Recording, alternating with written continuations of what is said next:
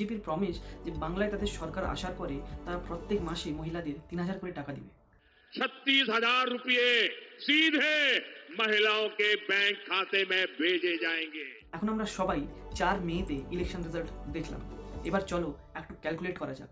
According to election commission আমাদের West বেঙ্গলে ৩,৭৬,০০,০০০ মহিলা ভোটার আছে। তাহলে ৩,৭৬,০০,০০০কে আমরা যদি ৩,০০০ দিয়ে একটু গুণ করে দেখতে পারি তাহলে তার রেজাল্ট আসছে ১১,২৮০ কোটি টাকা। আর এটা শুধু এক মাসের টাকা। এটা যদি আমরা পুরো বছরের জন্য দেখি তাহলে এই অ্যামাউন্টটা দাঁড়াবে ১,৬২,০০০ কোটি টাকা। আর এটা হয়তো আমাদের সবার হয়তো জানা নেই, তাই আমি একটু আবার জানিয়ে দিচ্ছি যে আমাদের পুরো ভারতবর্ষের যে এডুকেশন বাজেট যেটা আমাদের সেন্ট্রাল গভর্নমেন্ট অ্যালাউ করেছে সেটা হচ্ছে ১,৩৯,০০০ কোটি টাকা।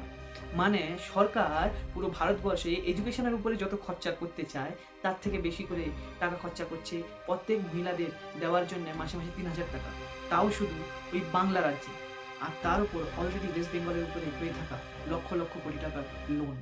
अरे सर क्या बात है सर, क्या बात है सर, क्या बात, ये बात है।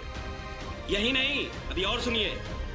बंगाल बीजेपी सरकार बेटियों को ग्रेजुएशन के लिए 50,000 रुपये की मदद देगी। गर्भवती माताओं को 21,000 रुपये तक की आर्थिक सहायता देगी। शिशुओं के बेहतर पोषण के लिए 36,000 रुपये अतिरिक्त देने वाली है। स्वरोजगार के लिए 20 लाख रुपये तक का मुद्रा लोन दिया जाएगा।